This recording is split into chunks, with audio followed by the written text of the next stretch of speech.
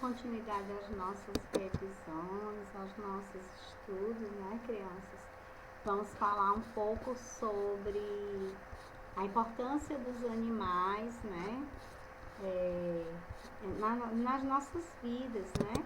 Então, aqui nós temos na abertura um bode, né, um macho da cabra, né, que faz parte de uma das criações de animais da pecuária, tá certo? Então, a nossa unidade de estudo é a unidade 3, nós estamos falando sobre o animal e em especial, né, nós estamos falando sobre a pecuária. Nós falamos já sobre o ambiente do animal, o tipo de respiração. Nós vamos revisar um pouco esse conteúdo do início do semestre, né, do bimestre, aliás.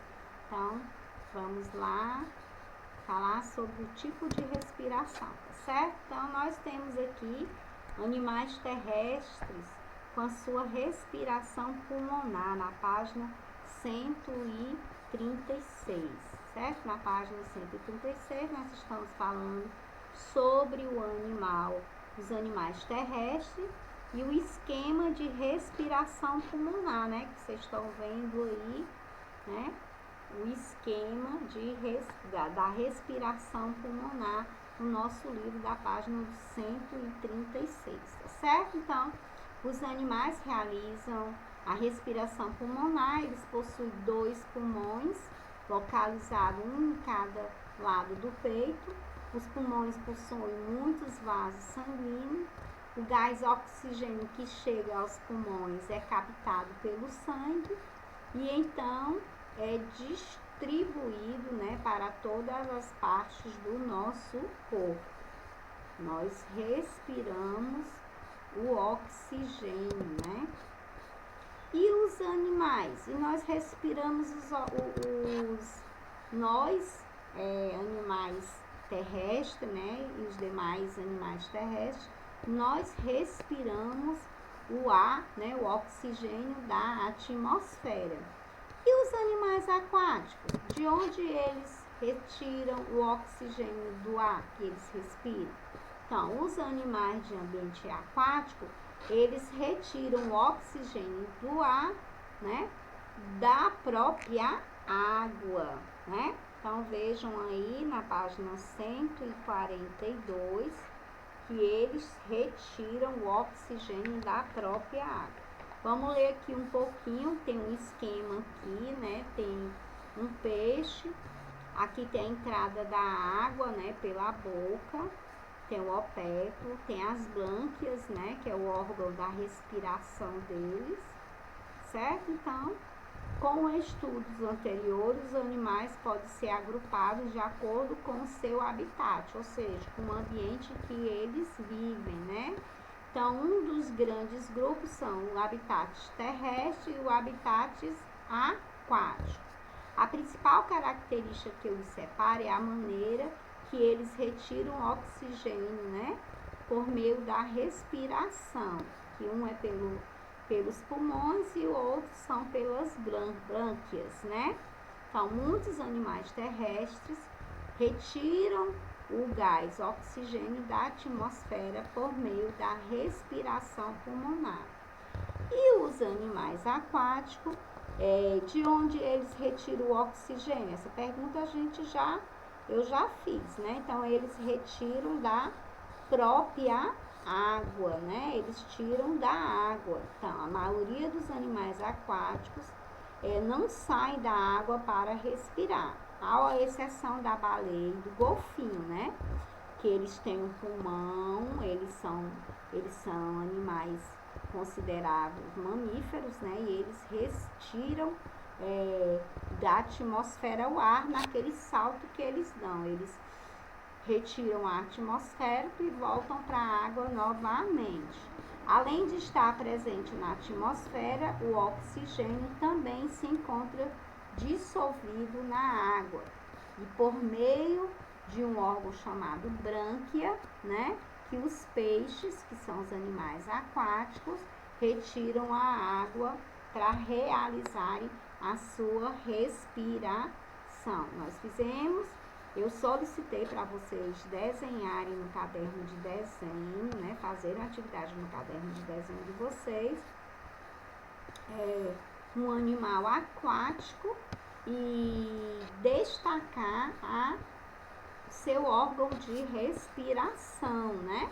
Então, vocês teriam que desenhar, fazer esse desenho aqui e destacar o órgão de respiração, que são as brânquias, tá certo? Essa atividade foi proposta no dia, tentando me lembrar, dia 15, certo?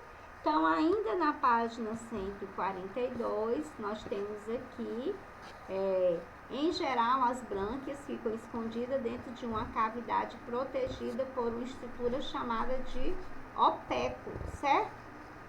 Os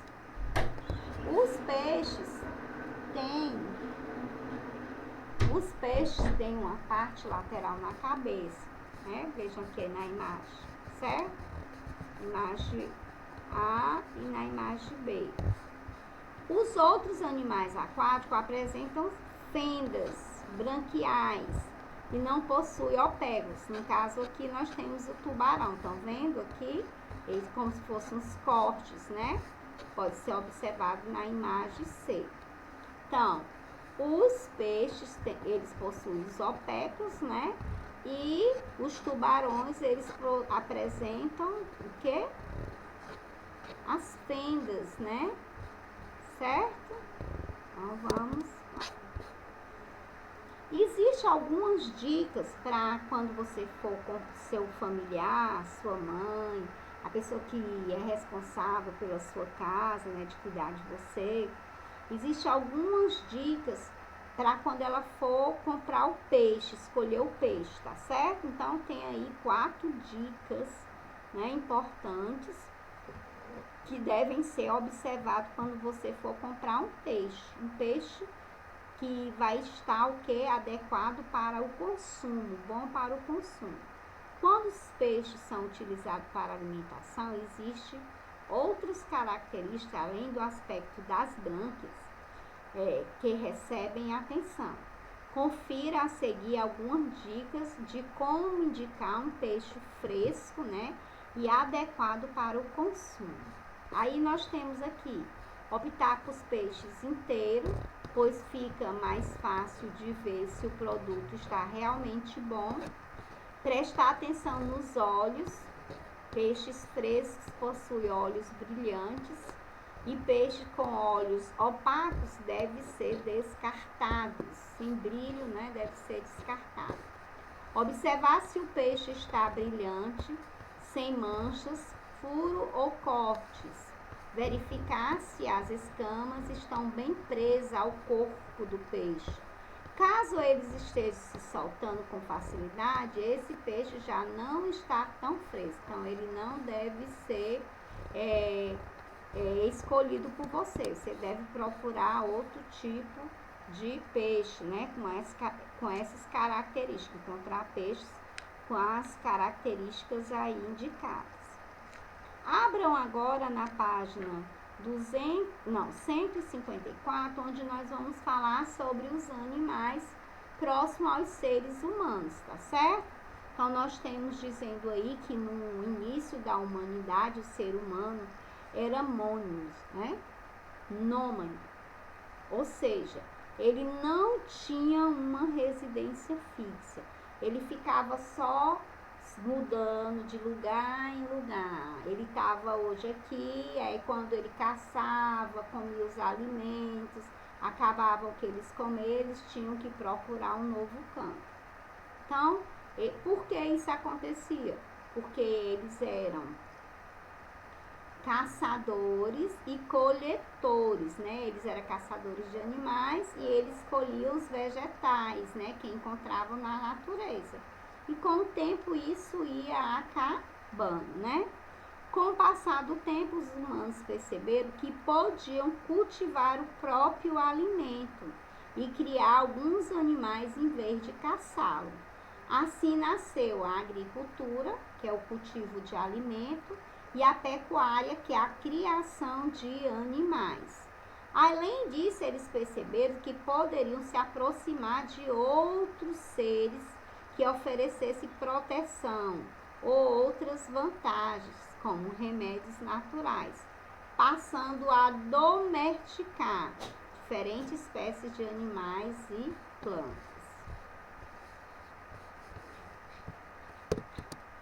Então, aqui nós temos alguns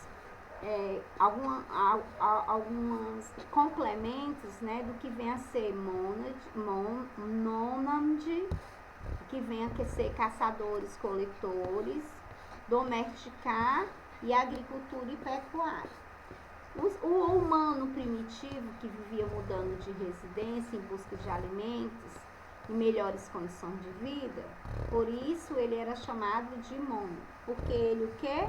Ele não tinha uma residência fixa e ele vivia sempre à procura de um lugar melhor, tá certo? E os caçadores-coletores, no início da humanidade, esses seres eram considerados assim porque eles comiam o que encontravam na natureza, né? Já por que eles começaram a domesticá-los?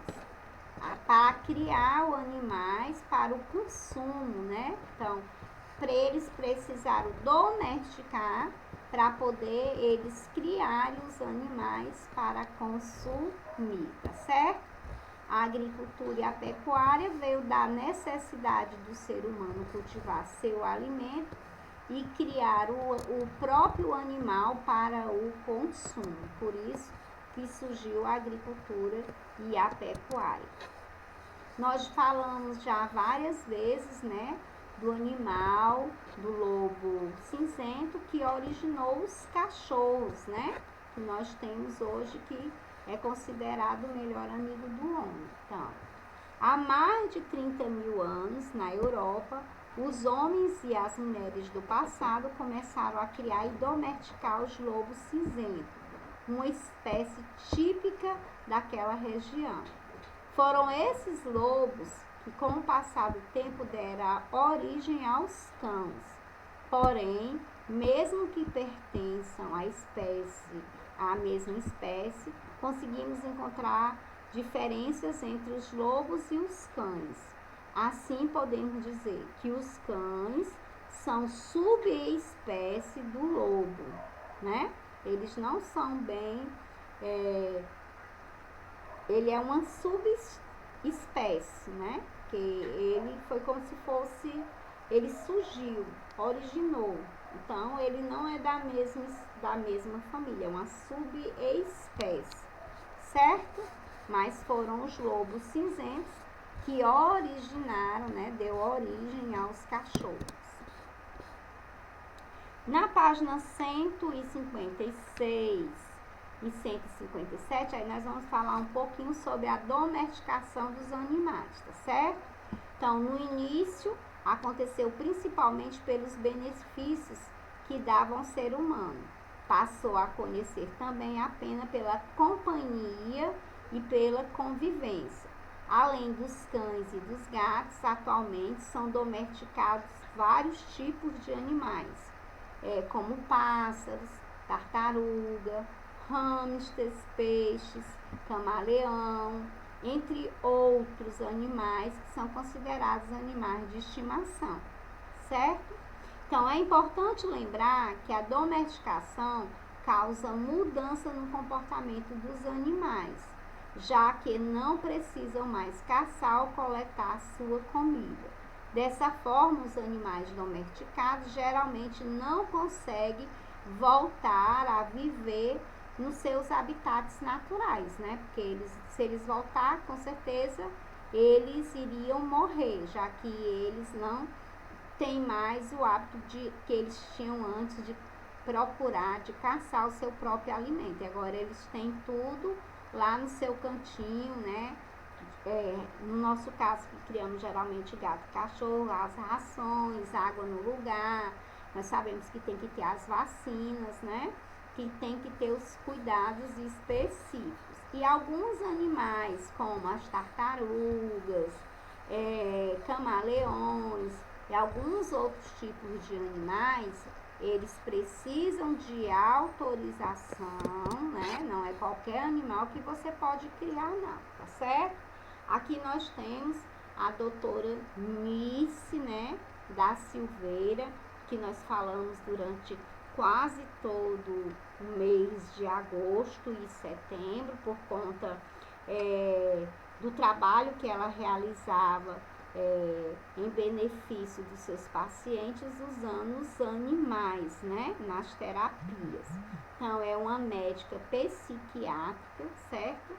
Que trabalhou, né, que começou alguns estudos para melhorar o desenvolvimento, para fazer com que a saúde dos seus pacientes, elas tivessem um retorno mais rápido, né, que eles melhorassem mais rápido. Então ela procurou usar uma terapia com os animais, usando os animais. Então é um pouco aí que você, para você conhecer um pouquinho dessa mulher, né, que é admirável, né, por ela se preocupar com os seus pacientes, ela se envolver, né, e procurar no tratamento encontrar um retorno mais imediato. Então ela encontrou através do uso dos animais, e esses animais não foram usados só pelos pacientes como essa médica e psiquiatra, não. Outros médicos,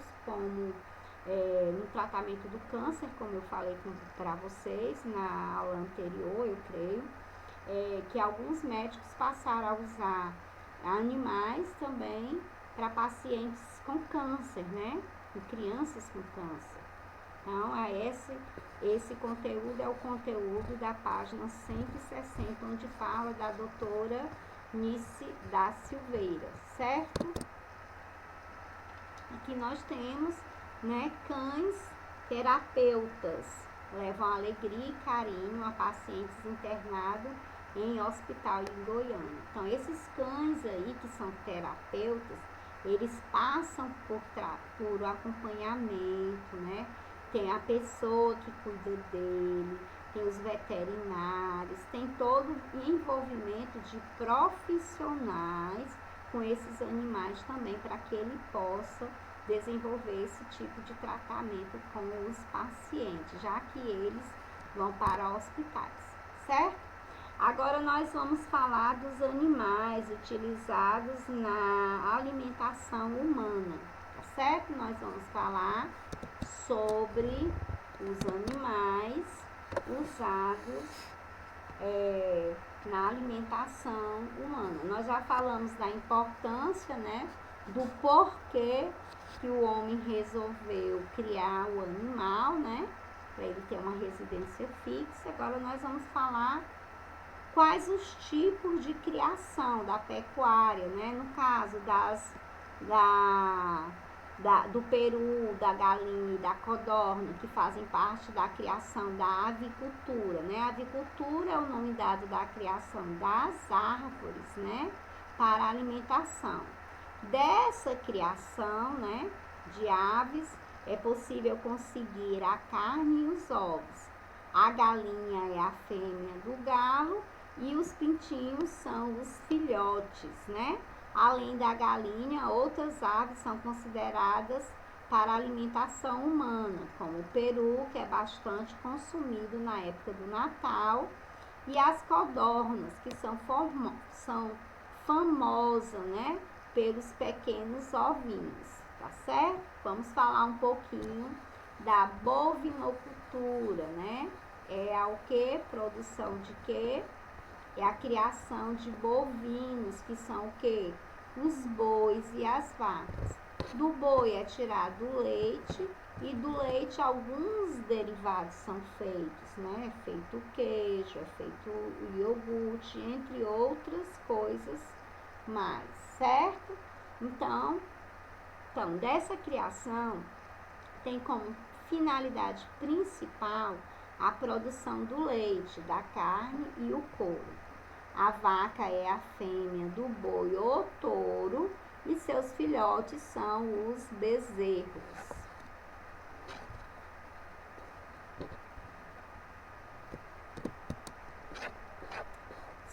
Suinocultura.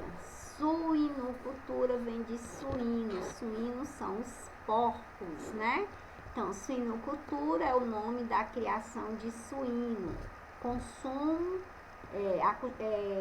costumados, né, chamar de porcos. A criação de suíno tem como finalidade principal a produção da carne. A porca é a fêmea do porco e os filhotes são os leitões. E a caprinocultura é o quê? É a criação de cabras, né? Caprinocultura é o nome dado à criação de cabras. Dessa criação, obtemos a carne, o leite e a pele. Assim como obtemos produtos do leite bovino, o leite da cabra também é utilizado para a produção de queijo e alguns produtos, né, derivados do leite. O macho da cabra é o bode e os filhotes são os cabritos. Ainda na página 165, nós vamos falar sobre ovinocultura, que está se referindo à criação de quê? Ovelhas, né? Que é o nome dado à criação de ovelha. Ovinocultura, na ovicultura, que é a criação de ovelhas, nós podemos obter a carne, a pele, a lã e o leite, certo? E o leite. O leite de ovelha é utilizado na produção dos queijos, né? Muitos conhecidos e apreciados no mundo. O macho da ovelha é o carneiro e os seus filhotes são os cordeiros.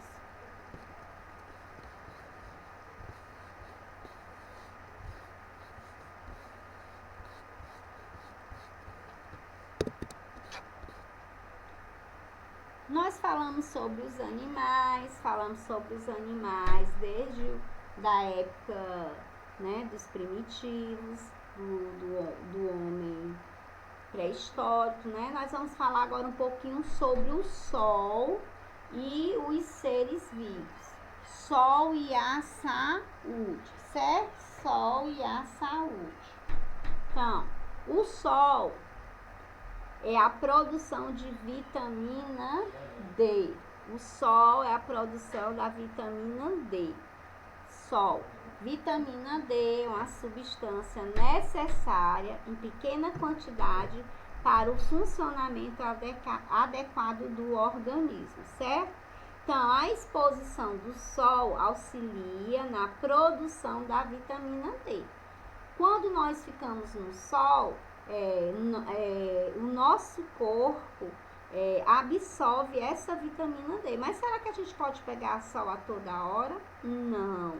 Além do sol, alguns alimentos também são encontrados, a vitamina D também encontrados em alguns alimentos, como vocês podem verem aí, tá certo?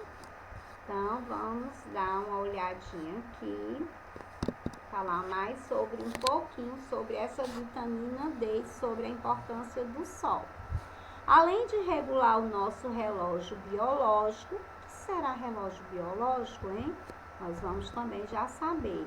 A luz do sol estimula a produção da vitamina D em nosso organismo. A vitamina D auxilia na absorção de cálcio, que é essencial para o crescimento, pois atua na formação de ossos e dentes.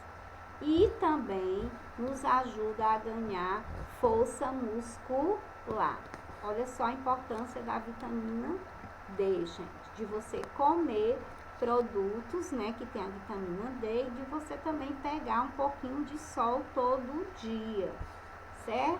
Às vezes tem pessoas que não comem os alimentos que contêm a vitamina D, né, que precisa tomar a vitamina D para repor, né, o que está faltando no seu organismo. Então, se você fizer a coisa certa, você não vai precisar da medicação, Então, siga essas orientações. No livro de vocês, que vocês vão receber, o livro 4, já alguns já receberam, tem algumas informações importantes sobre isso, tá certo? Então, produzimos vitamina D quando deixamos nosso corpo exposto à luz do sol. Olha só o tempo, gente, né? 3 horas, 1 hora não, tá certo? O tempo necessário da exposição ao sol é entre 15 e 20 minutos diariamente. Então, se você pegar de 15 a 20 minutos diários, né? Diários, mas depende das características físicas de cada pessoa. Então, assim, o meu organismo não é igual ao seu. Então, cada organismo tem sua característica. Então, vai depender de cada um. Se não nos expormos ao sol pelo tempo diário necessário, nosso organismo não produzirá quantidade suficiente de vitamina D. Além da produção por ação do sol, a vitamina D também pode ser obtida pela alimentação. Essa alimentação pode ser encontrada em vários alimentos. Olha só, você pode encontrar a vitamina D em ovos, em fígado, no leite, em queijos e em cogumelos. São algumas dicas de onde você pode encontrar a vitamina D. E eu deixo mais um conteúdo de estudo agora, conteúdo de estudo de ciências, que é a nossa unidade 3, a unidade sobre os animais, tá certo? Capítulo 1, capítulo 2 sobre os animais. O sol não vai entrar agora não, tá certo? Então, um beijo. Fiquem com Deus. Eu acho que eu tenho uma imagem do sol aqui, ó. Até o sol tá sentindo um calor, né? Um beijo, fiquem com Deus e até a próxima aula.